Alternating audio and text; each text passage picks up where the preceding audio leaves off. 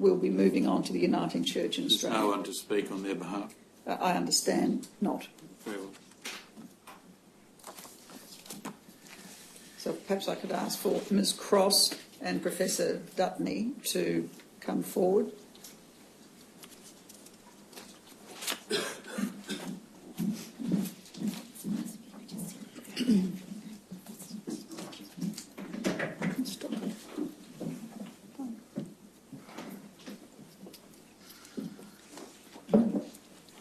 Thank you. Perhaps starting with you, Ms Cross, would you introduce yourself? Hello, Commissioners. I'm Anne Cross. I'm the my substantive role is as CEO of Uniting Care Queensland, and I'm here in that role, having met with many survivors over the last 11 years. I'm also a member of both our synod-based task group and the national task group within the Uniting Church, related to the Royal Commission work. Thank you. Professor? My name's Andrew Dutney, and I'm the President of the Assembly of the Uniting Church in Australia. Thank you. Thank you for your submission. I invite you to speak to it. Thank you. First of all, Commissioners, I'd like to acknowledge the pain and suffering of survivors of abuse in our church. Nothing excuses what they experienced. As a church, we're shocked and ashamed about what's happened within our fellowship, and we recommit ourselves to seeking healing and justice and reconciliation. In that context, I want to affirm that the Uniting Church welcomes the work of the Royal Commission and is grateful for the guidance that the Commission's work on redress and civil litigation has been providing us. Since the Commission began over 2 years ago, we've come together as a church in a way that we hadn't previously. We've been learning about ourselves, discovering shortcomings and trying to address those, and we appreciate the Commission's guidance in that matter. Like many other churches, we have a unique structure, and we regret the difficulties that this has caused for people who've been abused in our institutions and have sought redress. However, we've come together and strive to move into a future as a child-safe, child-friendly organisation, one that prioritises the safety of children, focuses upon prevention of abuse and responds quickly and appropriately if abuse does occur. Where it has occurred, we want to ensure survivors feel supported and heard by the Church in a way that's consistent with the Christian values that the Church holds at its very core. We're committed as Christians to healing, justice and reconciliation. In that light, our submission outlines our overall support for a national redress scheme and commits to ensuring that our own processes are aligned as much as possible with the concepts and principles put forward by the Commission. We do note that there are some matters where we require further guidance, particularly for interim arrangements. These aren't exclusive to the Uniting Church. In particular, we anticipate practical difficulties in the absence of a mandated infrastructure that a government-run redress scheme would offer. We've not commented on every aspect of the consultation paper in our submission. On many matters, we defer to the views of survivors. Other matters, we believe, are for governments to determine. The response the Church has sought to provide for survivors in the past has been varied. It's become apparent that some of our responses have been very unsatisfactory. There have been inconsistencies in our approach and our processes, and we acknowledge that this has caused further harm to survivors. As we reflect on our processes, then, we commit to all areas of the Church working together to ensure we're providing compassionate, just, consistent responses to survivors who come to us. We also acknowledge the need to work together with all our organisations, churches, agencies, services, to ensure the safety of children in our care for the future. The synods of the Church are in the process of auditing all their child protection-related policies and procedures. They're conducting gap analyses and updating relevant documents. Nationally, the Church is developing a child protection framework that can be applied across the life of the Church. In doing so, we'll be drawing on the findings of the Royal Commission. also on research and existing models of child safety risk management. We continue to closely monitor the work of the Royal Commission and learn as much as we can from each case study. I'll ask Anne Cross to continue our statement at this time. Thank you, Professor. Thank you. So to summarise our submission, the Uniting Church does support the structure of redress put forward in the consultation paper. So as a general principle, we believe that redress for past abuse that redress schemes should be there for past abuse with an end date. We believe that reform civil litigation going forward should be the principle. However, we are concerned that for reasons of difficulty and cost, all the things we've already talked about and heard about, that some survivors won't want to pursue civil litigation into the future, and who may also not want to engage with the institution, engage with the church.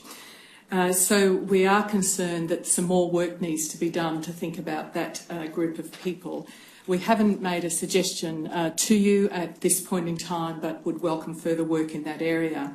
We have suggested that in civil litigation that there be a mandatory step of mediation in that process, so that there is an opportunity to resolve matters early rather than later through a litigated process.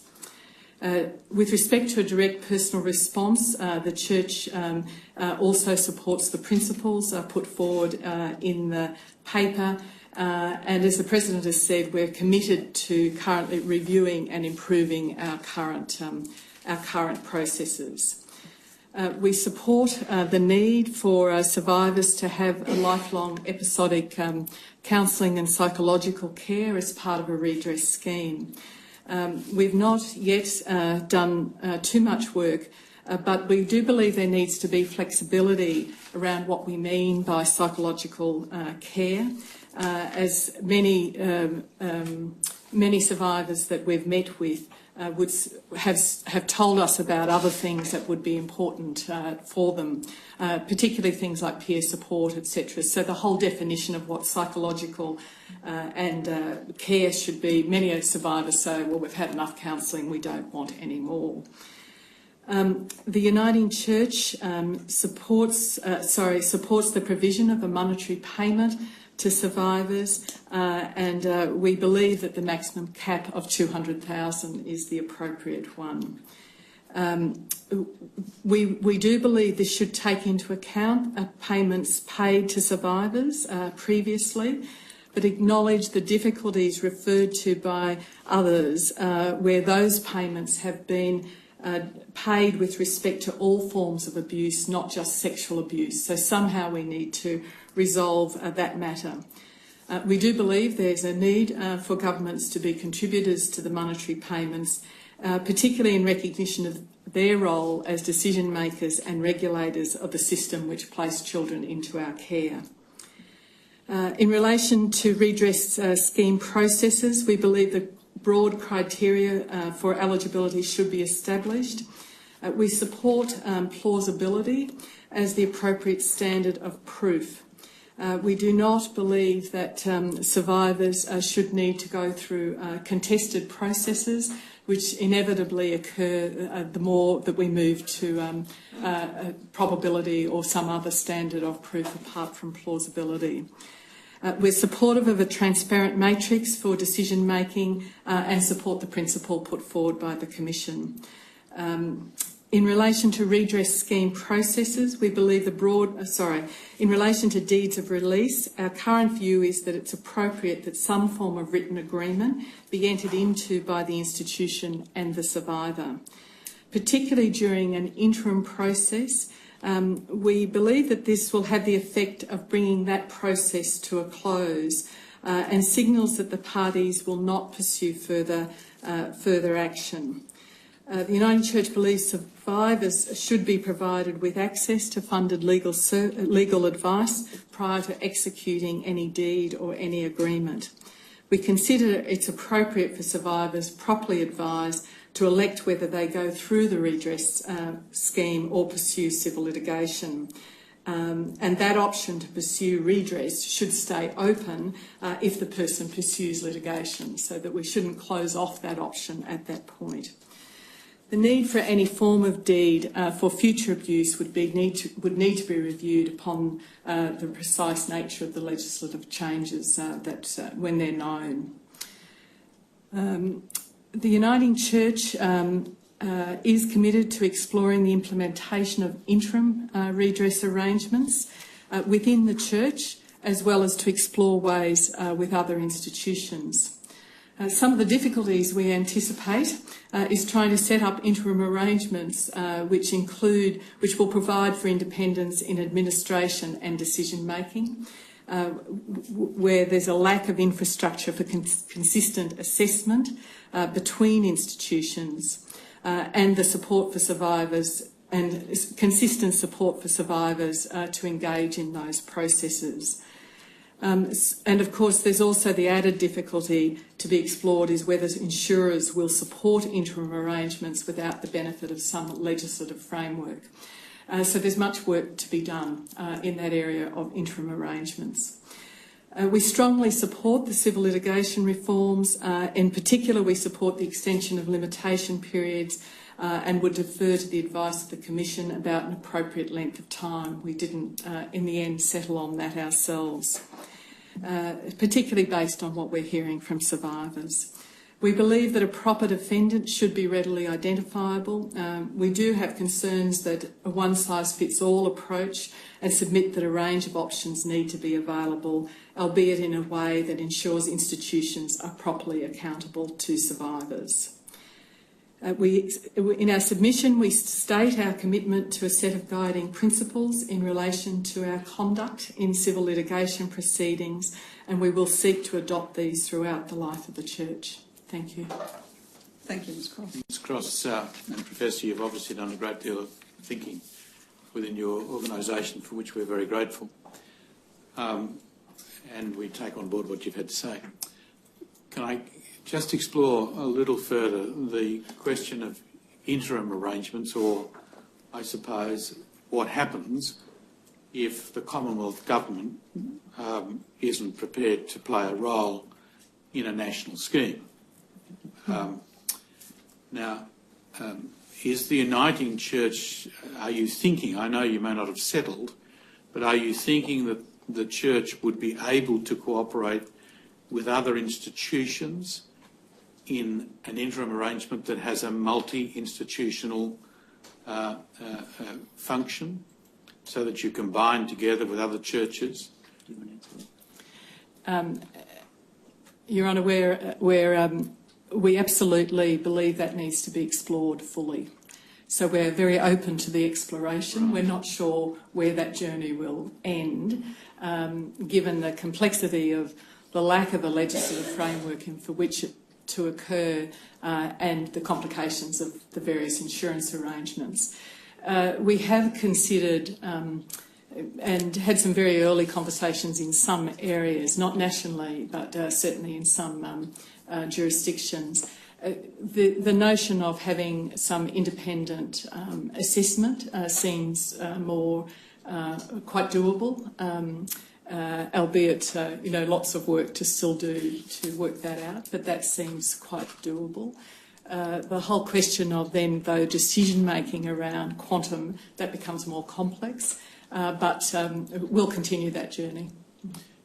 That decision-making, the amount and so on, may be easier if there's an agreement between institutions as to the matrix which is used for its assessment, I would think. Have you, in your discussions, your preliminary discussions, talked about that aspect of the matter? Not at that level of detail. Another component of this, of course, is that justice requires, so far as one can achieve it, an equal response to the same problem. And do you see, if there was an interim arrangement between institutions, that would be reflected as an arrangement between the national bodies of those institutions, or do you see it as a state-based exercise? We're not far enough down the road to be confident of thinking that that might be possible at either level. Clearly, at a national level, it is more complex than at a state level, where there's at least likely to be quite a lot of relationships already in place between the various institutions that would support continued cooperation.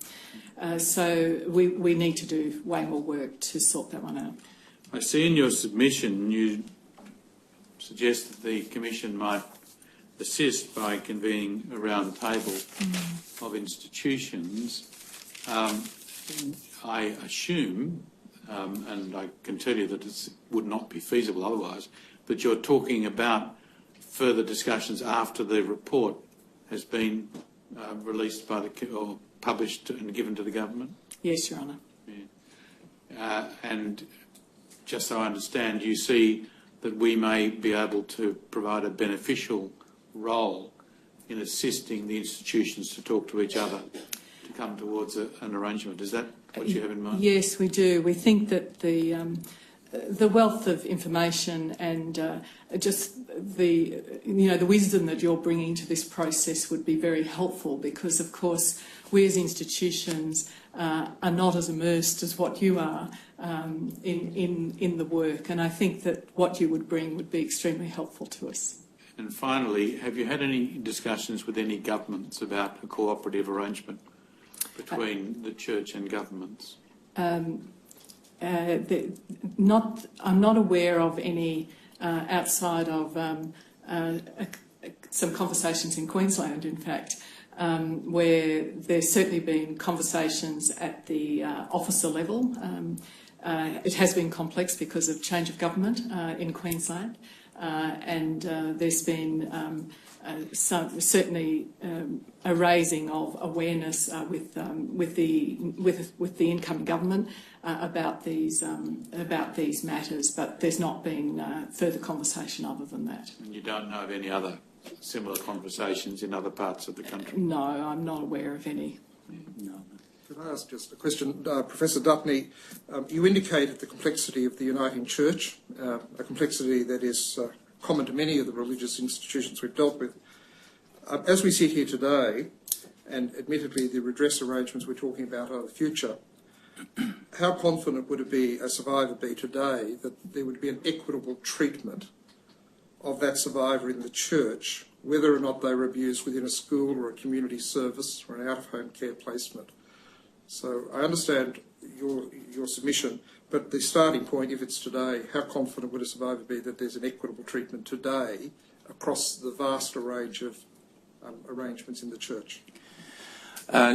Commissioner, the church is committed as far as it's able to provide consistency in responses. However, as you've very helpfully pointed out in the recent case study in your questioning of a representative of one of our agencies, we have some significant differences and lack of communication between different parts of our church, which means that I think a survivor today could not be very confident of consistent treatment. And in leading from Justice McClellan's comment, if there were not to be a legislated scheme either at the state level or at the national level, and the Uniting Church itself had to deal with matters relating to itself, how far off would we be in terms of being able to achieve a consistent or an equitable outcome for victims across the Uniting Church nationally? I'd like to believe that we could achieve consistency across the Uniting Church. We'd struggle with the issue of independence in dealing with survivors, although, as Ms Cross has pointed out, there are steps that we can take and will take to try and negotiate that.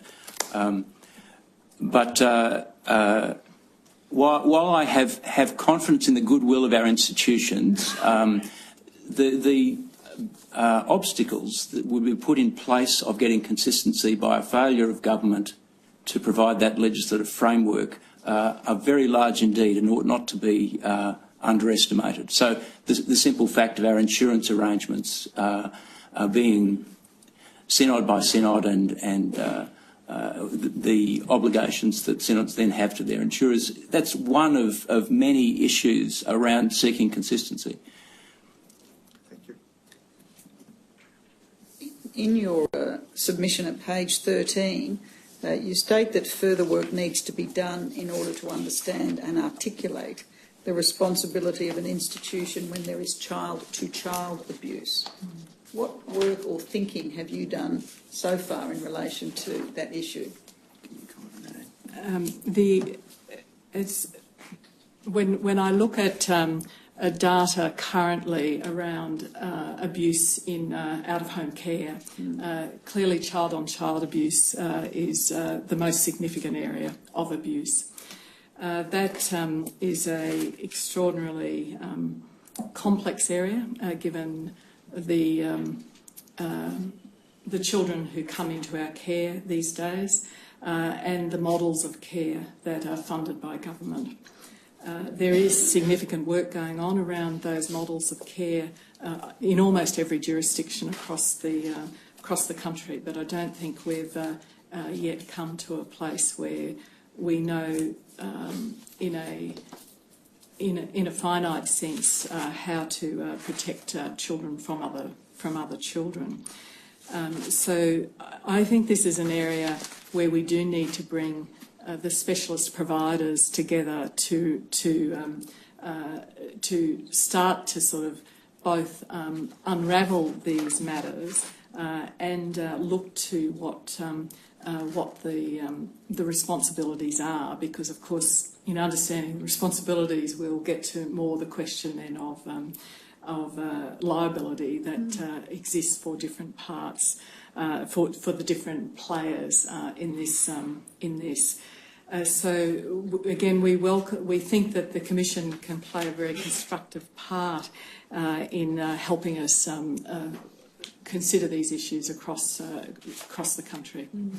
You would accept as a church that children in your care have the right to be protected within your care from not only staff and strangers but each other? We do, and we've certainly in the private roundtables we expressed the view that reverse onus of proof would probably is an important principle. Nonetheless, we're clear that this is an area where I've been considering within my own organisation the whole question of, well, if we can't do this, should we be taking kids into care at all? And of course then it's a problem for the whole system, because many of the children that come into our care have been abused previously, have highly sexualised behaviours, and while there's some models of care that have higher staff numbers and supports around them, that clearly isn't supported more broadly for all children. And so we have a systemic problem as well as that individual problem. And it's worthy of a great deal more consideration. And just finally, you spoke of an audit being undertaken of all of your policies and procedures in relation to child safety matters. Are you seeking or have you sought expert advice in determining where there are gaps and how those gaps should be filled? We've certainly contracted with people to assist us in those processes. Thank you, Wayne. You can assume that we'll be back to talk to you about that work in the course of our own work. Thank you both very much, and your colleagues, for the work and thought that you've given to these issues. We're grateful for that and for the input. And you can assume this isn't the last time we talk about the issues, perhaps outside of redress, that are of concern to your church. Thank you. Thank you.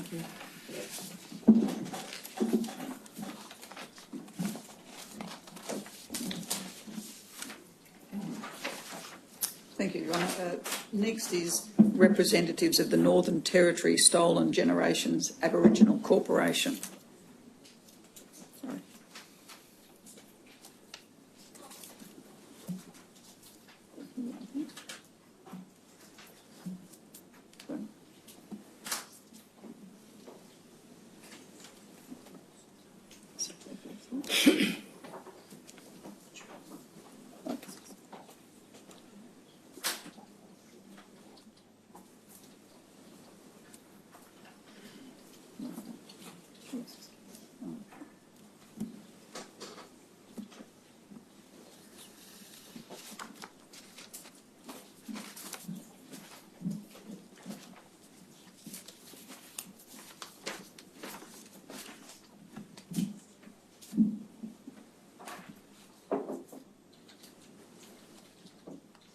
Okay.